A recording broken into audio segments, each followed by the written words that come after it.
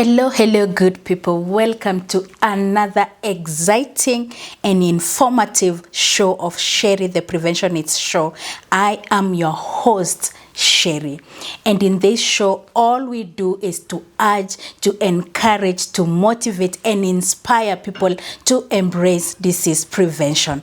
And today, this is a show that I beseech you, do not exempt yourself, watch up to the end, because I have an expert with me who will be telling us some of the dangers in our homes, the secret dangers in our homes. But just to ask, in your cabinet, in your drawers, how much medicine do you have? Those syrups, the tablets, the amount of drugs in our cabinet, are they safe? And I have somebody who is going to explain to us why the misuse of drugs is a danger to our lives. And without further ado, I am going to introduce my doctor. Today is a powerful and experienced doctor who has been in medicine for the longest. He is practicing, he is qualified, and he is going to break down to us today,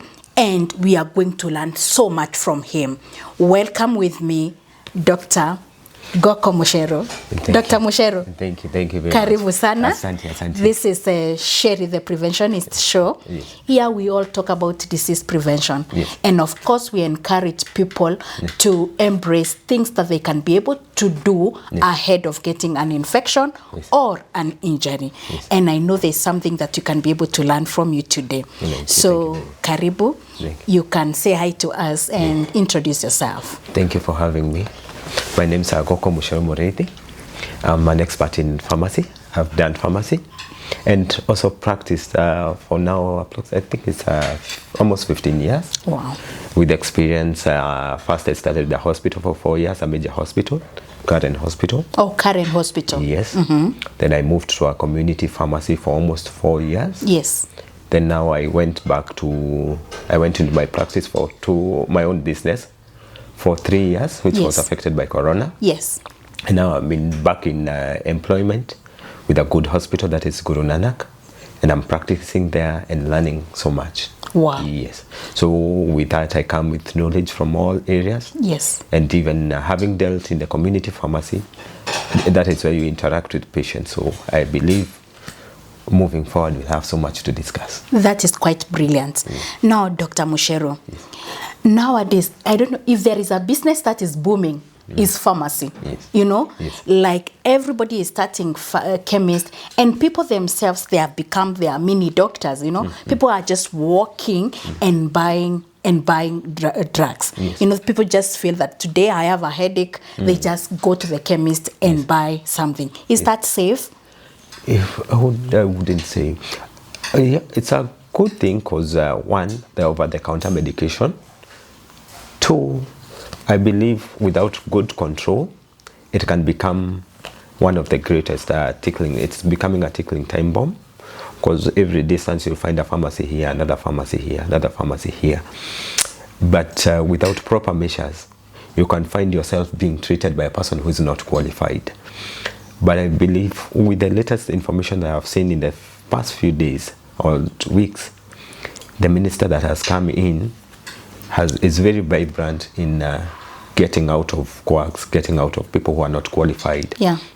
He was even speaking about now having medicine with codes, which is it's a thing that has been going on in the Western world. So coming in here, people should take it as a good thing for them. Okay, hold on. So medicine with code, what do you mean? Like now, if I have to, I will not ask if I want a medication, it will not be asked by name, it is by code, or what exactly do you mean, coded medicine? What I mean by that, now you find that most of the medicines are sold by unqualified people. Okay.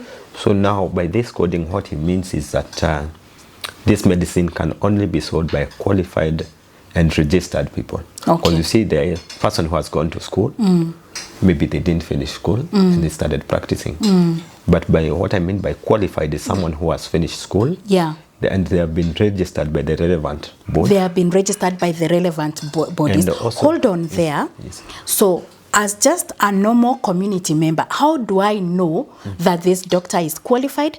Because, you know, for common mwananchi, anybody who is in a white dust coat, right? That one is, they see that one is a doctor, fully, you know, trained doctor. Yes. But how would I be able to tell this one is not qualified and this chemist is run by somebody who is qualified? Okay. So what happens now, pharmacy, we are controlled by Pharmacy and Poisons Board. Yes. And what now they are doing is that in every pharmacy, they have a code that is put next to the license first. Oh, okay. When you walk Displayed. it's displayed. It should be well displayed. So Yeah. when you walk into a pharmacy, Yes. the first thing that you should do is check on the wall. Is the license visible? Number two, is that code? Is that code there? And in that code, you'll see some instructions there telling you that you can SMS this number to a certain number, this code to a certain number to know whether it's registered, whether it has met the strict guidelines that have been set. Wow, that is so critical what you're telling us. Guys, we are being reminded that your health is your responsibility.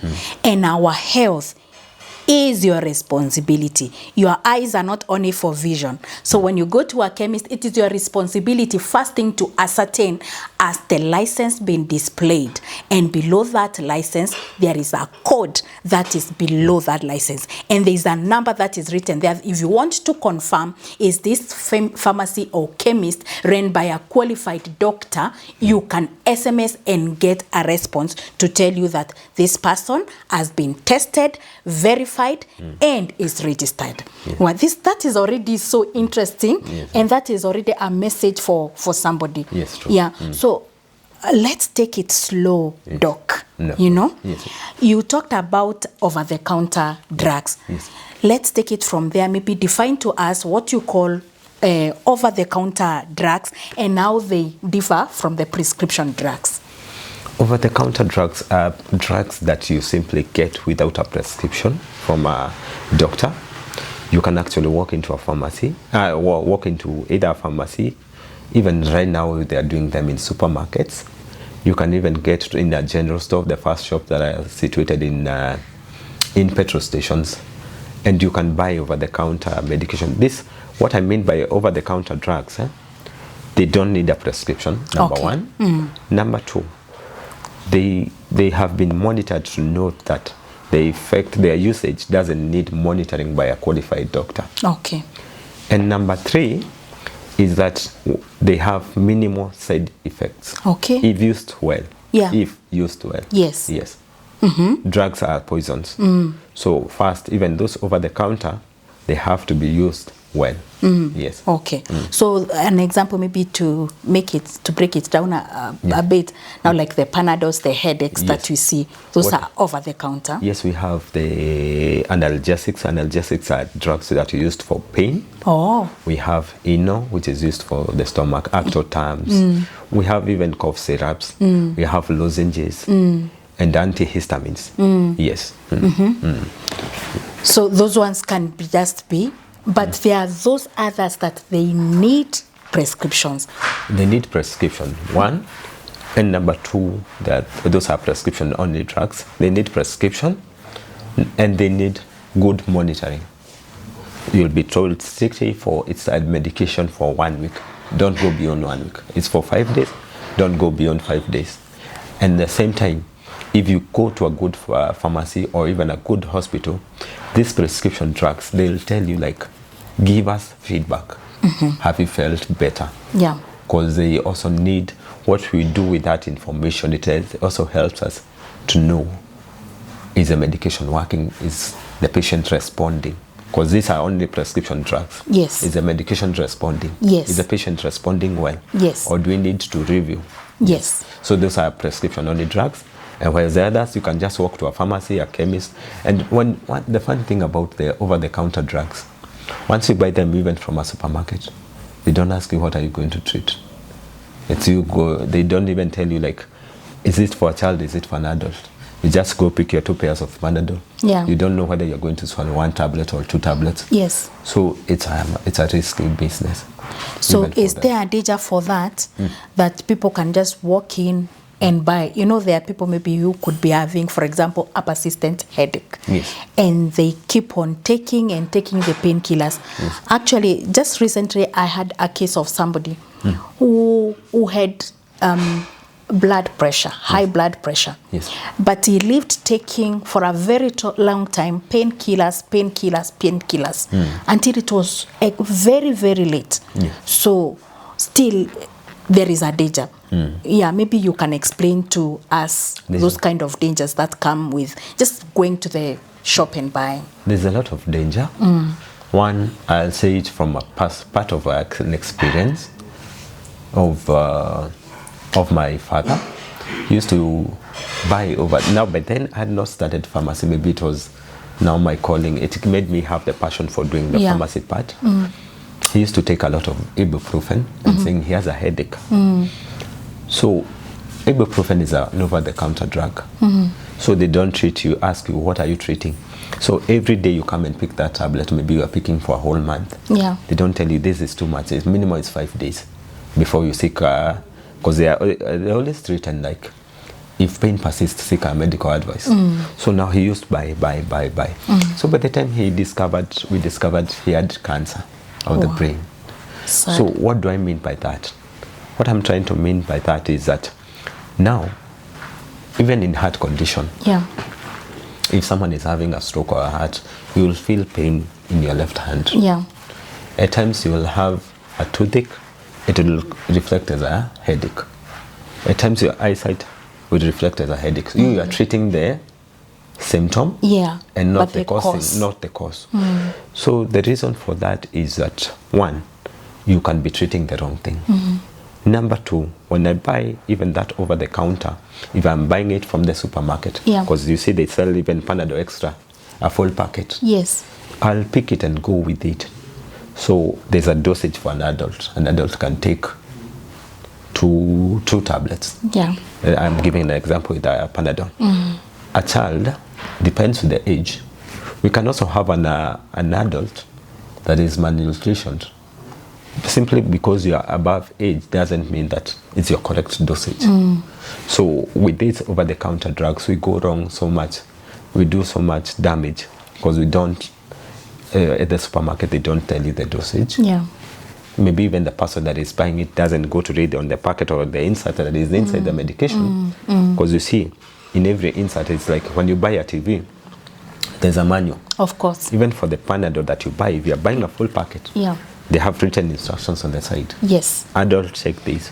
So most people don't read the instructions. So they end up doing much damage. Not treating, they will treat, the headache will go away, but they have done more damage. Okay. Yes. So you are saying the misuse is so much. And actually, there is a friend of mine one time who was sharing with me something that she did. She was in a women's meeting and she told women, all of you empty your bag. 90, she said more than 90% of women in that meeting, they had a painkiller in the bag.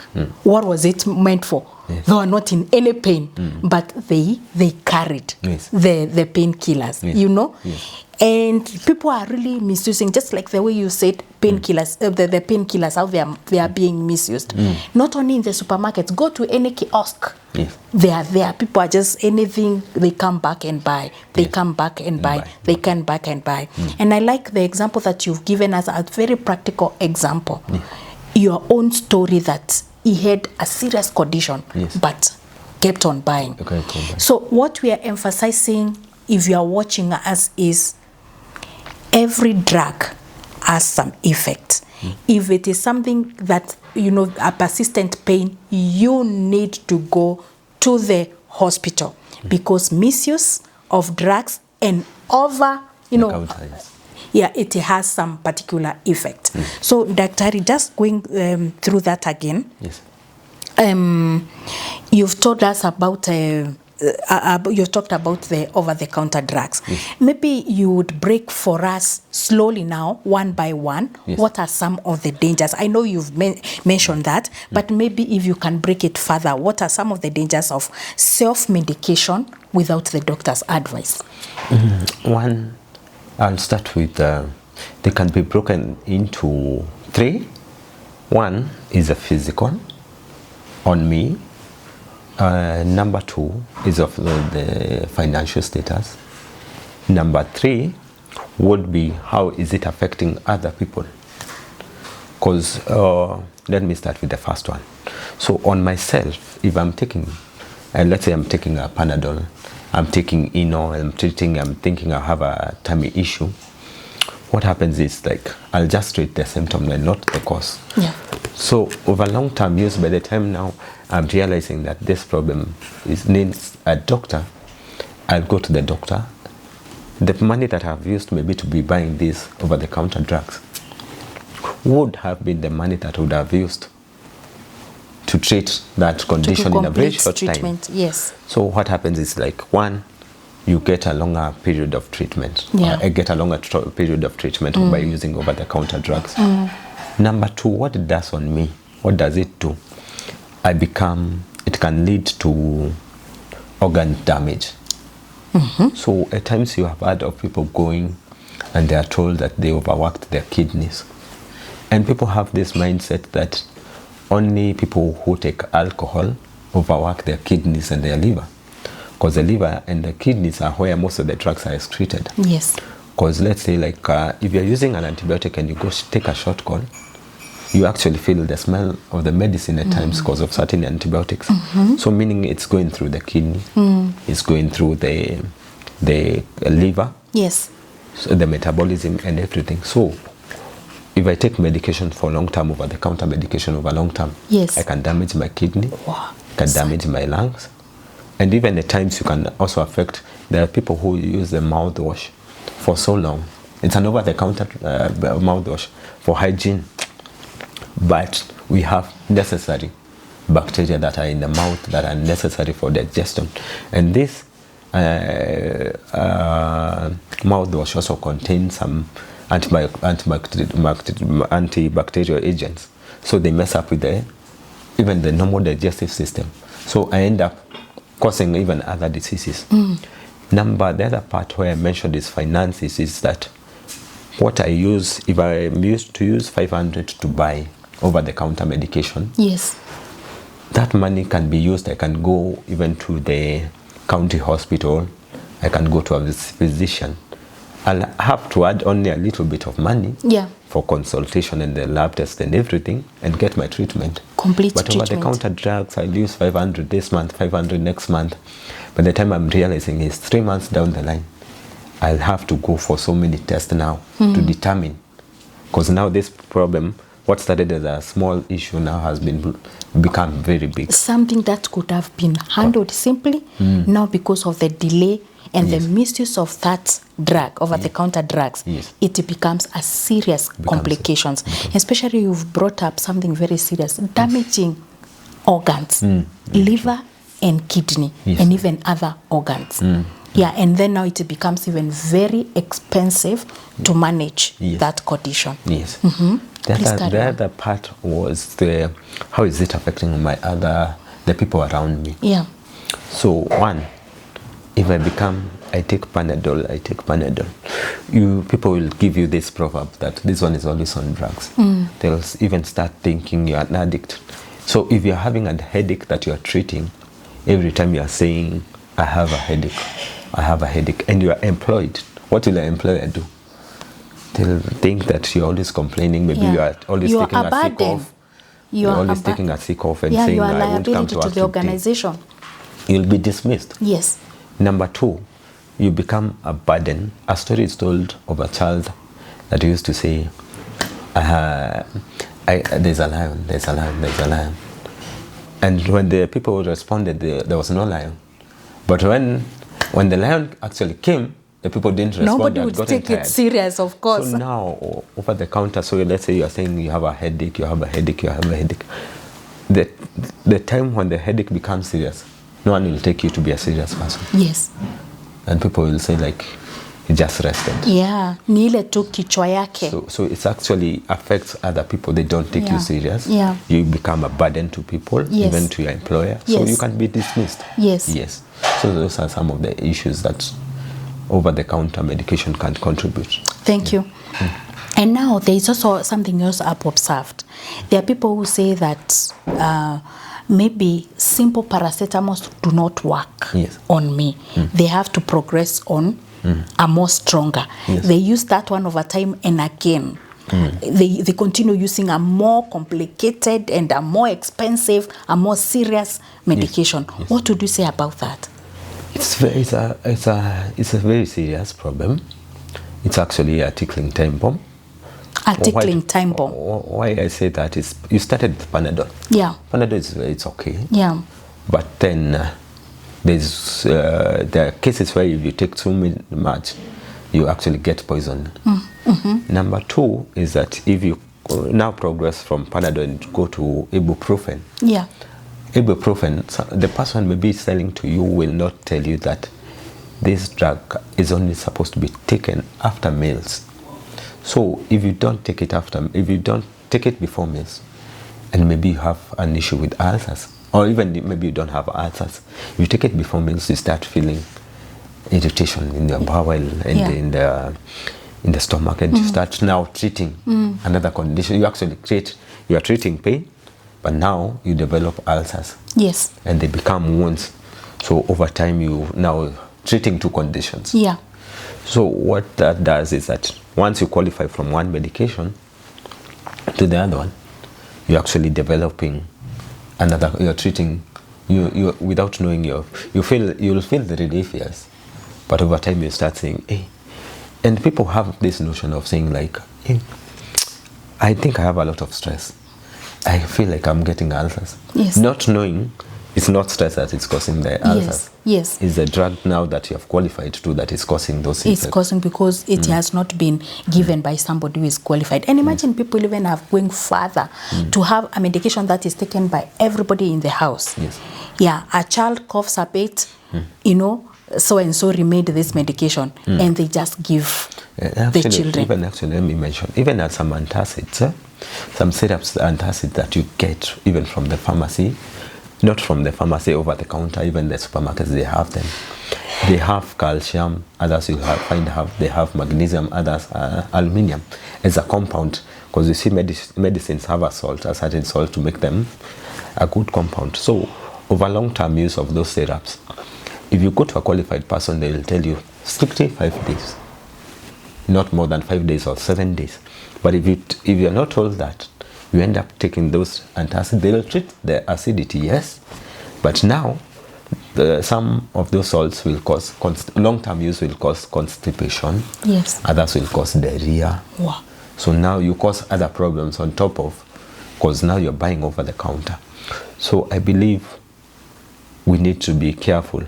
Even if I'm getting over the counter medication, it has to be under control. It has to be under control. Yes. That is the word. Yes. And already the insert says, symptoms persisting, you need to see a medical, a doctor, or seek medical attention.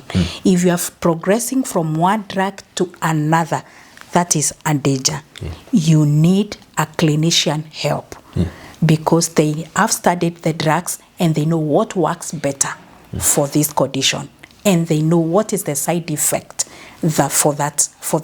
for you if you are using it. That is why today we are calling them the silent killers in our homes, the hidden dangers that we might be keeping but predisposing us to bigger complications and greater problems. Now, Daktari, there's a lot of misuse. Yes. Like what you talked about, people sharing medication, people not even finishing the doses. Yes. You talked about maybe you've been given for 5 days and then you take lesser days. Is there a danger in that? Yes, actually what now you do, if I'm told to take for 5 days, that is to make sure there's a stage of getting better. First it kills the symptoms. Yes. It takes away the pain. Then maybe in the next few days, it's supposed now to heal. If it was ulcers that I have, it's supposed to heal those wounds. But if now I take just 1 day and I feel relief and I stop, what happens is like psychologically my body will record that I'm okay. Yes. but those wounds will now become silent over long-term use. Now by the time I'm going back to the doctor, it will be so much damage, because now the doctor will have to increase the dosage or even change the medication, because now once the body has recognized this drug, yes, it won't respond to it the next time if you didn't complete the dose. If you didn't complete the dose. Yes. Wow. So it's a risk for you. It Yes. will affect your finances. Yeah. Number two, it can also affect your medication stay. Let's say you're admitted. First time you went for over 5 days only for medication. The next time you come in, the doctor might tell you, now we might need to admit you, or I might have to refer you to another specialist, because now your condition is beyond me, is beyond our control. You need to take to observance. Wow. And some people, there are people who are admitted in hospitals, not because they are so much sick, but it's because they are not non-compliant to medication. They are not compliant to medication. So now they have to be kept under a nurse who will give them a dose, and will tell them, they'll stand there and tell them, swallow. Swallow. Yes. Or Actually be put on maybe injections. the first lines, the simple drugs they could have taken at home. Yes. They are not working. They are not working. They are not working. Yes. But they caused themselves that kind of a problem. Yes, that's true. Now, there is something that they are talking about nowadays. It is in animals and it is in also human. Yes. The antimicrobial resistance. Yes. Maybe you can also tell us much about it, because it's something now the discussion is all over. Yes. What is that antimicrobial resistance? How does it come about?